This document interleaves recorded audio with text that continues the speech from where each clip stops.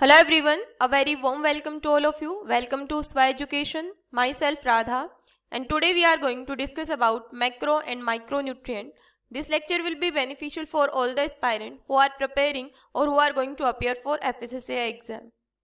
So let's start with our today's lecture. So हम लोगों ने फूड प्रिजर्वेशन क्या होता है, फूड प्रोसेसिंग क्या होता है and food packaging and basics of food chemistry ये ऑलरेडी डिस्कस कर लिया है and the lecture of these topics are already in the playlist. You can access those lecture from there.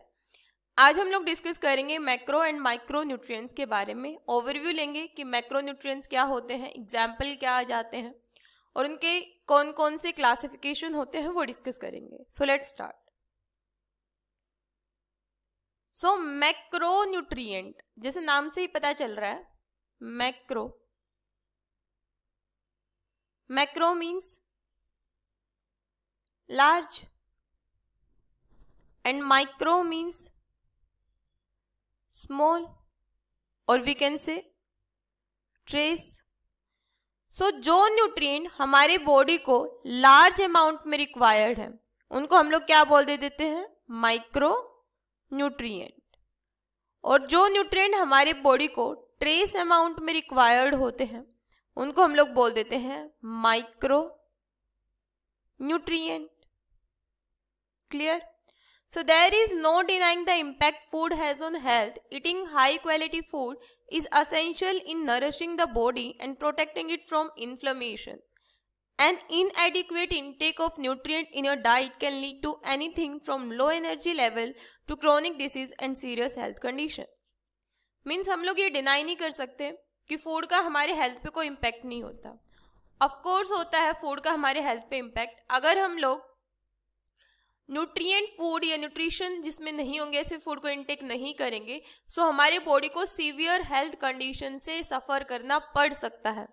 इसीलिए हम लोगों को हाई क्वालिटी फूड लेना चाहिए, क्योंकि अगर हम लोग अपना डाइट अच्छा रखेंगे सो वो फूड अगर हम लोग हाई क्वालिटी का लेंगे तो हमारे बॉडी को प्रोटेक्ट करवाएगा from inflammation and other disease.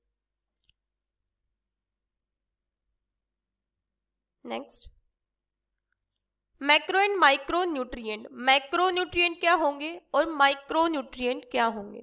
So first is macro nutrient. Macronutrient are the nutrients your body needs in larger amount. Means ऐसे न्यूट्रिएंट जिनकी हमारे बॉडी को लार्ज अमाउंट में रिक्वायरमेंट होती है. For example carbohydrate, protein and fat.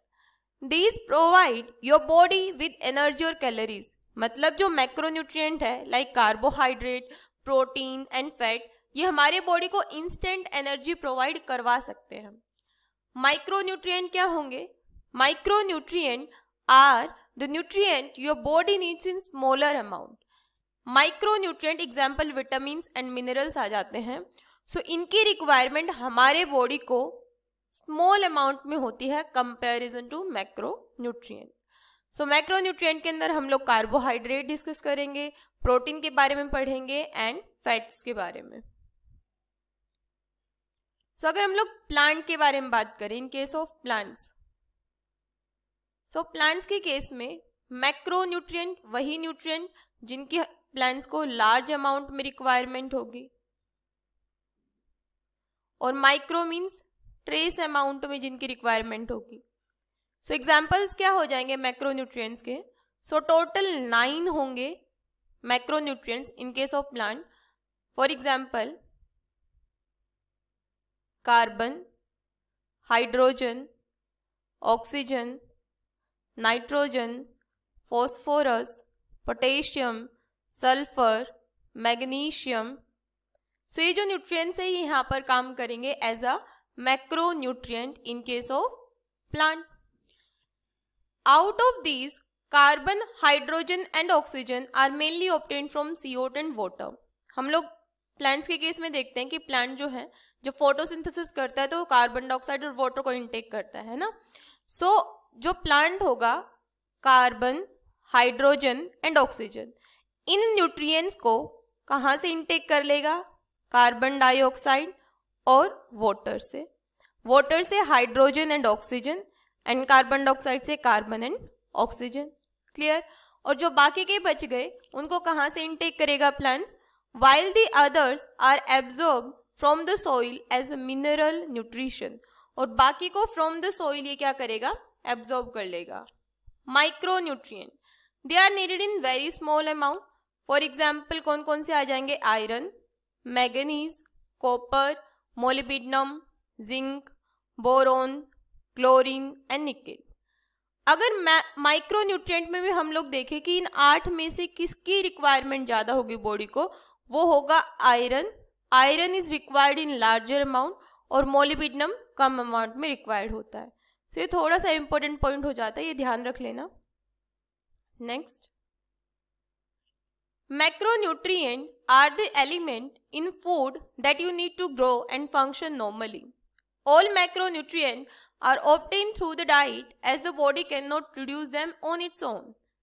Carbohydrate, protein and fat are the 3 main suppliers of nutrition in your diet. While all macronutrients provide valuable energy to your body, they each fulfill different function. Means जो macronutrients होंगे उनको हमारा body खुद synthesise नहीं कर सकता, हमें by the help of diet उनको इनटेक करना पड़ेगा। और अगर हम लोग इनटेक नहीं करेंगे सो हमारा बॉडी प्रॉपरली ग्रो नहीं कर पाएगा और फंक्शन नहीं कर पाएगा प्रॉपरली। सो बॉडी की प्रॉपर फंक्शनिंग के लिए मैक्रोन्यूट्रिएंट्स को हम लोग डाइट के थ्रू इनटेक करते हैं, और ये जो मैक्रोन्यूट्रिएंट होंगे ये हमारे बॉडी को एनर्जी और कैलोरीज प्रोवाइड करवाते हैं। सो मैक्रोन्यूट्रिएंट के एग्जाम्पल हम लोग ने देखा था कार्बोहाइड्रेट एंड फैट, इसके बारे में। सो सबसे पहले हम लोग डिस्कस करेंगे कार्बोहाइड्रेट्स के बारे में। So carbohydrate are the sugar, starch and fiber. So carbohydrate के अंदर हम लोग शुगर, स्टार्च इनके बारे में देखते हैं, और ये हमारी बॉडी को कहाँ से मिलता है? फ्रूट से, ग्रेन से एंड वेजिटेबल से। They are the most important source of quick energy in your diet because they are easily broken down into glucose. So carbohydrate हमारे बॉडी को एनर्जी इजीली प्रोवाइड करवाता है क्योंकि वो इजीली ब्रेक हो जाता है ग्लूकोज में, और ग्लूकोज क्या है? एक एनर्जी सोर्स है which the muscle and brain use to function. While carbs are found in healthy food like vegetables, they are also found in unhealthy food like cake and doughnut, which has given them a bad reputation in various diet. So ऐसा नहीं है कि carbohydrate केवल healthy food में पाया जाता है, bad food में भी पाया जाता है। And the important distinction to make in this instance is between simple and complex carbohydrate. So हम लोग को डिस्टिंग्विश करना आना चाहिए कि इनमें से कौन सा बैड कार्बोहाइड्रेट होगा, कौन सा गुड होगा। सो कार्बोहाइड्रेट भी 2 तरीके का हम लोग डिस्कस करते हैं, एक होता है सिंपल फॉर्म, एक होता है कॉम्प्लेक्स फॉर्म। नेक्स्ट, कार्बोहाइड्रेट का अगर क्लासिफिकेशन देखें, so carbohydrate means carbon, hydrogen and oxygen, इन 3 का कंपोनेंट है कार्बोहाइड्रेट। सो कार्बोहाइड्रेट को और क्या बोला जा सकता है? सैकेराइड्स और शुगर। सो कार्बोहाइड्रेट एक होगी मोनोसैकेराइड, एक होगा ओलिगोसैकेराइड, एक होगा polysaccharide. Mono means single and saccharide means sugar, मतलब सिंपल शुगर जहां पर होगा। फॉर एग्जाम्पल ग्लूकोज का स्ट्रक्चर आप लोगों ने देखा होगा, सिंपल फॉर्म में है 6 कार्बन की, जिसको हम लोग बोल देते हैं हेक्सोज। सो ये इसका एग्जाम्पल आ जाएगा। सो मोनोसैकेराइड सिंपल शुगर, सो यहाँ पर नंबर ऑफ कार्बन एटम्स के बेस पे हम लोग इसको डिवाइड करते हैं। Triose means 3 carbon, tetrose means 4 carbon, pentose means 5 and hexose means 6 carbon. 6 carbon का एग्जाम्पल हो जाएगा ग्लूकोज, 5 कार्बन का एग्जाम्पल हो जाएगा राइबोज, एंड टेट्रोज का एग्जाम्पल हो जाएगा इराइथ्रोज, एंड ट्रायोज का ग्लिसरैल्डिहाइड। और जो फंक्शनल ग्रुप यहाँ पर होंगे वो होंगे एल्डिहाइड एंड कीटोन। से हम लोगों ने डिस्कस कर लिया था प्रीवियस लेक्चर में कि अगर फ्री फॉर्म में एल्डिहाइड या कीटोन मिलते हैं सो वो रिड्यूसिंग शुगर हो जाता है, और अगर फ्री फॉर्म में प्रेजेंट नहीं है एल्डिहाइड या कीटोन सो वो नॉन रिड्यूसिंग शुगर हो जाता है। एग्जाम्पल हम लोगों ने सुक्रोज देखा था जिसका। नेक्स्ट आता है ओलिगोसैकेराइड। ओलिगोसैकेराइड क्या होता है? जो 2 से 2 to 10 शुगर यूनिट से मिलकर बना हुआ होगा। अगर उसमें 2 यूनिट है केवल, मीन्स जैसे एक ये ग्लूकोज है, फॉर एग्जाम्पल एक ये ग्लूकोज है और एक मान लो ये शुगर कंपाउंड है, ये दोनों लिंक्ड है ग्लाइकोसिडिक बॉन्ड से। सो ये यहाँ पर क्या है, 2 सैकेराइड्स, इसलिए इसको हम लोग क्या बोल देंगे, 2 मीन्स डाई, सो डाई सैकेराइड। अगर यहाँ पर 3 शुगर के यूनिट हैं सो ट्राई सैकेराइड, 4 हैं तो टेट्रा, 5 है तो पेंटा। लाइकवाइज ये 2 to 10 शुगर यूनिट को कंसिस्ट करके रखते हैं। डाई सैकेराइड का एग्जाम्पल होगा maltose, lactose and sucrose. Sucrose क्या होता है, नॉन रिड्यूसिंग शुगर। ट्राइसैकेराइड का एग्जाम्पल है रेफिनोज, टेट्रासैकेराइड का है स्टेकाइलोज एंड पेंटासैकेराइड का है वर्बेस्कोज।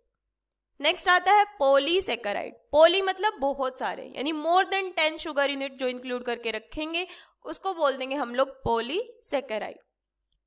पॉलीसैकेराइड भी 2 तरीके के होंगे, एक होगा होमोपॉलीसैकेराइड, एक होगा हेटेरोपॉलीसैकेराइड। होमो यानी कि सिमिलर शुगर से जो मिलके बना हुआ मीन्स इस तरीके से, जैसे मान लो ग्लूकोज, और ग्लूकोज की 10 से ज्यादा मोइटीज लगी हुई हैं, सो होमोपॉलीसैकेराइड। अगर डिफरेंट शुगर है सो हेटेरोपॉलीसैकेराइड। होमोपॉलीसैकेराइड का example starch, glycogen, cellulose, chitin, ये सारे आ जाएंगे। एंड हेटेरोपॉलीसैकेराइड का peptidoglycan, hyaluronic acid, chondroitin sulphate, keratin sulphate and agar agar. Next proteins. हम लोगों ने मैक्रोन्यूट्रिएंट्स में कार्बोहाइड्रेट देखा था, प्रोटीन एंड फैट। कार्बोहाइड्रेट हम लोग ने डिस्कस कर लिया, अब हम लोग डिस्कस करेंगे प्रोटीन्स के बारे में। प्रोटीन्स क्या होंगे, अमाइनो एसिड से मिलके बने होंगे, chain of amino acid, building block of amino acid. So proteins are made up of amino acid and function as hormone enzyme and an antibody in the immune system. They make up parts of a bodily structure like connective tissue, skin, hair and muscle fiber. Unlike carbohydrate, protein do not serve as a direct source of energy, but work like building block for other structure in the body. The nutritional value of a protein is measured by the quantity of essential amino acid that it contains, which varies depending on the food source. So proteins किस तरीके से बनेंगे, amino acid से मिलके बनेंगे। So हमारा body में जैसे कार्बोहाइड्रेट तो डायरेक्ट एनर्जी प्रोवाइड करवा देता है, प्रोटीन्स वैसे प्रोवाइड नहीं करवा पाते डायरेक्ट फॉर्म में एनर्जी, इनडायरेक्टली सपोर्ट करते हमारी बॉडी में वो। Next one is animal product such as meat and fish contain all of the essential amino acid.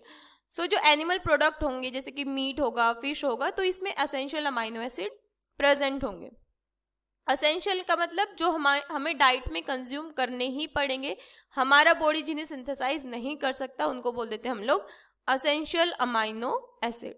So source of protein क्या क्या हो सकता है, लेग्यूम्स यानी दालें हो सकती हैं, nuts, fish, seed, eggs and meat. So यहाँ पर ये है प्रोटीन्स का स्ट्रक्चर किस तरीके से होगा, लेवल ऑफ ऑर्गेनाइजेशन कैसे होगा। अगर मान लो अमाइनो एसिड आप लोगों ने पढ़े होंगे 20 अमाइनो एसिड, जिसमें बेसिक, एसिडिक, इन सब अमाइनो एसिड के बारे में हम लोग डील करते हैं, aliphatic and aromatic amino acid के बारे में। सो अमाइनो एसिड मान लो कि लीनियर फॉर्म में अरेंज्ड है, ये एक अमाइनो एसिड है, ये दूसरा अमाइनो एसिड है, ये तीसरा अमाइनो एसिड है। अगर ये लीनियरली अरेंज है इसको बोल देते हैं हम लोग प्राइमरी प्रोटीन स्ट्रक्चर।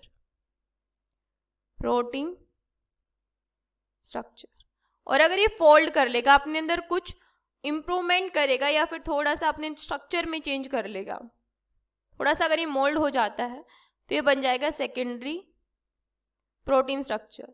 और सेकेंडरी प्रोटीन स्ट्रक्चर के अंदर हम लोग alpha helix and beta sheet के बारे में डील करते हैं।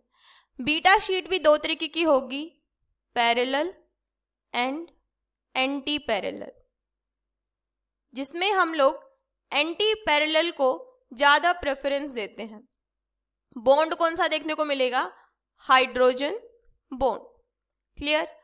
सो secondary protein structure occur when the sequence of amino acid are linked by hydrogen bond. Next, जब सेकेंडरी प्रोटीन स्ट्रक्चर और मॉडिफिकेशन करता है अपने अंदर, तब वो बनता है tertiary protein structure. Occur when certain attraction are present between alpha helix and beta pleated sheet के बीच में जब अट्रैक्शन होगा, ये कैसा स्ट्रक्चर शो करेंगे, 3D structure. Then quaternary protein structure, जब टर्शरी प्रोटीन स्ट्रक्चर अपने अंदर और मॉडिफिकेशन करेगा सो वो आ जाएगा क्वाaternary प्रोटीन स्ट्रक्चर, जिसके अंदर हम लोग हीमोग्लोबिन मायोग्लोबिन के बारे में डिस्कस करते हैं. So quaternary protein structure is a protein consist of more than 1 amino acid chain, जिसके अंदर हम लोग हीमोग्लोबिन मायोग्लोबिन ये सारी चीज डिस्कस करते हैं. Next, fat. फैट कैसा होगा? Saturated and unsaturated. सैचुरेटेड मतलब single bond, single hydrogen bond containing, और unsaturated means double bond containing. So unsaturated fat regulate metabolism, maintain the elasticity of the cell membrane, improve blood flow and promote cell growth and regeneration. Fats are also important in delivering fat soluble vitamins A, D, E and K. मतलब ये कहाँ पर भी important show करते हैं? Fat soluble vitamins को deliver करने में body में. While your body does not necessarily need saturated fat, they do provide your body with cholesterol. मतलब जो saturated fat है वो बैड फैट कहलाएगा क्योंकि बॉडी में वो कोलेस्ट्रॉल को इंक्रीज कर देता है. Your body does produce its own cholesterol but a small amount introduce through your diet can help build cell membrane. हमारा बॉडी खुद प्रोड्यूस कर सकता है, बट अगर हम लोग बाहर से भी कंजम्पशन कर लेते हैं सैचुरेटेड फैट का तो हमारे प्लाज्मा मेम्ब्रेन को सिंथेसाइज करने में हेल्प कर देगा. क्योंकि प्लाज्मा मेम्ब्रेन कैसी होती है? लिपिड बाइलेयर होती है, लिपिड से ही मिलके बनती है, फैट से ही मिलके बनती है. एग्जाम्पल आ जाता है हॉर्मोन्स का, एस्ट्रोजन एंड टेस्टोस्टेरोन. नेक्स्ट बात करते हैं हम लोग यहाँ पे, सोर्स कौन कौन से हो सकते हैं? Dairy product, eggs, avocados, fatty fish such as salmon and nuts and chia seeds. So fats का अगर क्लासिफिकेशन देखें सो फैट दो तरीके का होगा, saturated and unsaturated. Saturated fat क्या होगा? सिंगल बॉन्ड कंटेनिंग, ये डाइटरी फैट है यानी बैड फैट है. और अनसैचुरेटेड फैट क्या होगा? क्योंकि हमारा बॉडी इसको खुद बना सकता है सैचुरेटेड फैट को, अगर हम लोग ज्यादा कंजम्पशन कर लेंगे कोलेस्ट्रॉल को इंक्रीज कर देगा. अनसैचुरेटेड फैट यानी डबल बॉन्ड कंटेनिंग, जिसके अंदर ये दो तरीके का होगा, MUFA and PUFA. MUFA means mono unsaturated, मतलब जिसमें मान लो कि ये कोई स्ट्रक्चर है फैटी एसिड का और किसमें केवल एक सिंगल डबल बॉन्ड है तो मोनो अनसैचुरेटेड. अगर दो डबल बॉन्ड है, एक ये तो ये कहलाएगा पूफा यानी कि पॉली अनसैचुरेटेड फैटी एसिड. सो ये क्या हो जाता है? गुड फैट हो जाता है. सो फैटी एसिड में सैचुरेटेड फैटी एसिड का एग्जांपल है butyric acid, lauric acid, myristic acid, palmitic acid, stearic acid and arachidonic acid. Unsaturated fatty acid का है linolenic, linoleic, arachidonic and oleic acid. Next, saturated fat हम लोग कहाँ से consume कर सकते हैं और अनसैचुरेटेड फैट का क्या सोर्स हो सकता है वो यहाँ पर लिखा हुआ है. Initially in the process of degradation fatty acid are stored in fat.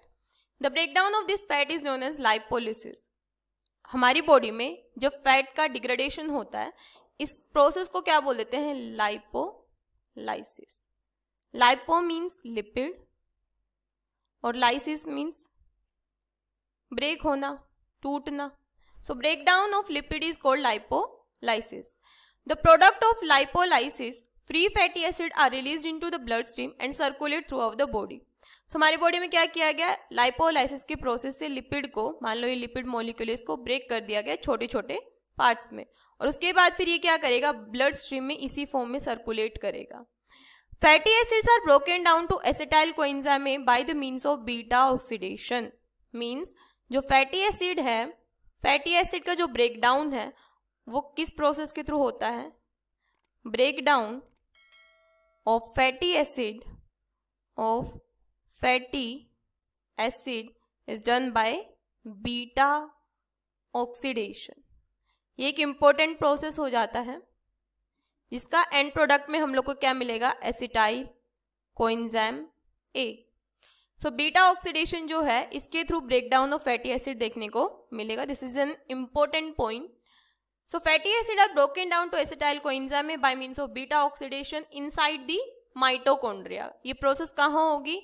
Inside mitochondria, inside mitochondria. Whereas fatty acids are synthesized from acetyl coenzyme outside the mitochondria. Synthesize कहाँ होगा? Outside the mitochondria means cytosol. Next one is micronutrient. So micronutrient means the nutrient that are required in a very trace amount to our body. Example, vitamins and minerals. Like macronutrient, your body does not produce micronutrient in the quantities that it needs. So eating a diet rich in vitamins and minerals is essential for healthy body. यानी कि हम लोगों को इनको भी diet के through consume करना पड़ेगा. Vitamins are organic and can be broken down by elements such as heat, air or acid, which means they can denature. यानी ये जो विटामिन है डीनेचर हो सकते हैं. डीनेचर मीन्स ब्रेक हो सकते हैं by the help of heat. Next, your body absorb the mineral in the soil and water your food has come from. Each vitamin mineral has a specific role in your body, and the best way to ensure you are meeting all your body needs is by eating a healthy, varied diet. Not only are micronutrients crucial for nearly every process in your body, they can also act as antioxidant. Means ये नहीं है हम लोग हर time micronutrient को ही consume करें. हम लोग को एक बैलेंस डाइट कंज्यूम करना पड़ता है मैक्रो और माइक्रोन्यूट्रिएंट का, ताकि बॉडी क्या है अच्छे तरीके से ग्रोथ या डेवलपमेंट बॉडी में हो सके. सो vitamins, one of the main function of vitamin C is to help release the energy found in the food that you eat. Vitamin help build protein and help your cell multiply. हम लोगों ने previous lecture में देखा था कि vitamins क्या होते हैं. दो तरीके के होंगे. एक होगा वाटर सोल्यूबल, एक होगा फैट सोल्यूबल. फैट सोल्यूबल के अंदर हम लोगों ने देखा था वाटर सोल्यूबल के अंदर vitamin B and C, fat soluble के अंदर ए, डी, ई एंड के. और अगर इनमें कुछ डिफिशियंसी हो जाती तो बॉडी को सफ़र करना पड़ेगा. अब चाहे वो नाइट ब्लाइंडनेस हो, अगर विटामिन ए की कमी हो गई तो नाइट ब्लाइंडनेस, बी की कमी हो गई तो बेरी. सो इन सारी डिसीज से सफ़र करना पड़ सकता है. So they protect your body against the disease. Minerals maintain the correct balance of water in your body. They promote healthy bones and stabilize the protein structure that you get from the protein you eat, including those that make up your hair, skin and nails. They get the oxygen moving around your body. Mineral assist in your ability to taste and smell. So mineral क्या करते हैं, जो एक balance होता है body में water का, साथ में ही असिस्ट भी करते हैं our ability to taste and smell. So ये सारी चीज़ों को बैलेंस करने में काम करेंगे मिनरल्स, मेनली वाटर को. सो यहाँ पर ये लिस्ट प्रोवाइड करवाई गई है कि विटामिन ए का ये क्या लिख रखा है scientific name, retinol. Vitamin B1 का थायामीन, राइबोफ्लेविन, नियासिन. ये यहाँ पर साइंटिफिक नेम प्रोवाइड करवाए गए हैं. यहाँ पर विटामिन ए की अगर डिफिशियंसी हो जाती है तो क्या होगा, विटामिन बी1 की डिफिशियंसी हो जाती है तो क्या होगा, बेरी हो जाएगा. सो यहाँ पर एक चीज़ यहाँ पर ध्यान रखना, अगर विटामिन बी12 की डिफिशियंसी हो जाती है सो प्रिनिशियस एनीमिया, इस कंडीशन से सफर करना पड़ सकता है. सो ये फूड सोर्स हैं कि कहाँ कहाँ से हम लोग माइक्रोन्यूट्रिएंट को इनटेक कर सकते हैं. सो अब कुछ एमसीक्यू डिस्कस कर लेते हैं. The carbohydrate, protein, fat are the nutrient which are needed by the body in large amount and this is called. Carbohydrate, protein, fat किसका एग्जाम्पल देखे थे, मैक्रोन्यूट्रिएंट का. सो क्या आ जाएगा, macronutrient.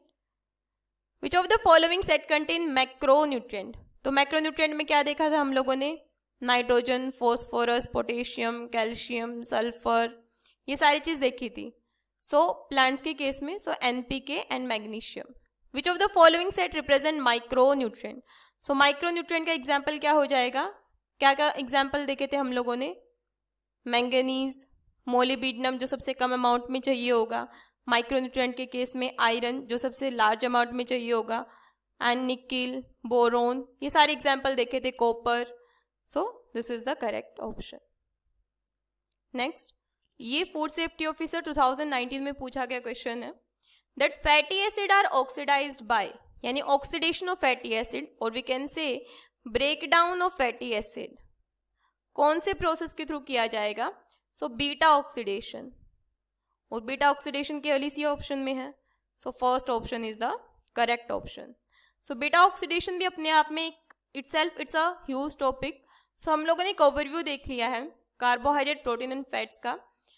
So I will recommend you कि आप इन carbohydrate, fat and vitamin इनके स्ट्रक्चर को एक बार प्रैक्टिस कर लेना घर पे. एंड इफ़ यू वांट कि मैं एक लेक्चर लेके आऊँ इनके ऊपर, so you can comment down below. Otherwise मैंने ओवरव्यू दे दिया है कि मैक्रोन्यूट्रिएंट क्या होंगे, माइक्रोन्यूट्रिएंट क्या होंगे। If you want that I discuss all this macro and micronutrient in detail, so you can comment down below. So thank you so much everyone. If you find this video beneficial for you, please don't forget to like, share and subscribe this channel for more such kind of videos. I'll keep coming back for more such kind of videos. Thank you so much everyone.